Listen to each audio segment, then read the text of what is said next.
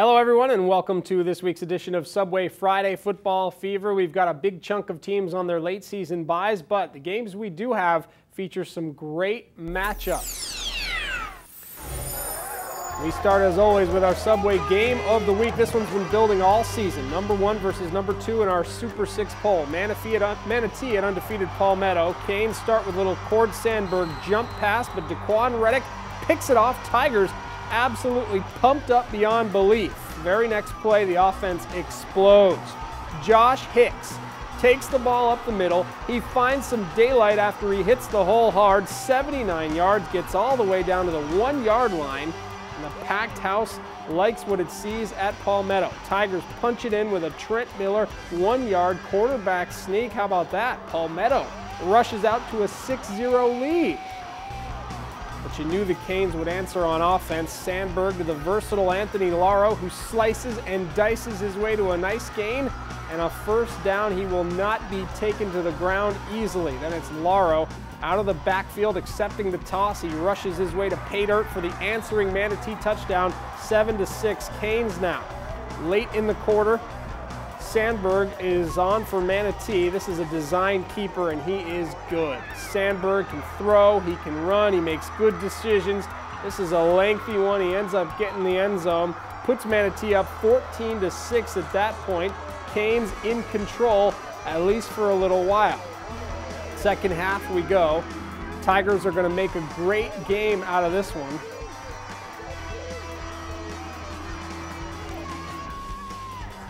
Oh, I guess not. We got the wrong highlights here, but bottom line is Manatee goes on to get the win, but barely. 29-26, Palmetto deserves some serious respect. If people didn't know about the Tigers before, they know now. Tigers made a game of it.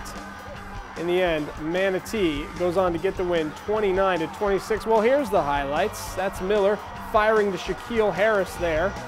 This game was tied at one point, and then Anthony Laro is going to go on and get the touchdown run here. Once again, 29-26 is your final. Manatee gets the win, but wow, Palmetto plays great football tonight. SNN Local News 6 sports reporter Jim Spiewak got the chance to fill in for Calvin McClure, who's got a bad back. Jim joins us now live. Jim, not a bad game for you to get a chance to fill in for, huh? Not bad at all, Adam, but I'll tell you what, there was no getting around the rain tonight. It was wet out there, and the weather played a crucial role in this game all the way through. It's just now starting to stop raining, that is. And for all the high-powered names there are on offense, defense really played a critical role in the first half of this game, especially for Palmetto. They held Manatee's high-powered offense to a couple of big goal line stands early on, and then the offense has really picked up in the second half. They exchanged touchdowns, a couple field goals went back and forth, and for a lot of the critics out there that didn't believe in Palmetto, you really can't say that after tonight's game. They showed a lot of heart out there. I caught up with both coaches after the game, and here's what they had to say.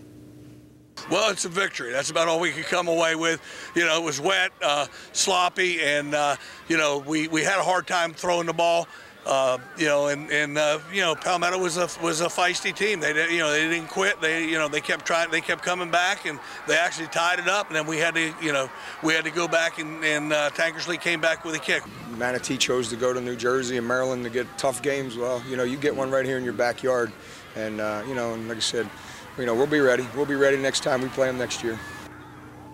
And so, Adam, that's pretty much a wrap here for Game of the Week, and it had everything that you would want. It had offense, defense, special teams, and even a little bit of weather, but Manatee did hold on for that 29-26 win over Palmetto. Adam?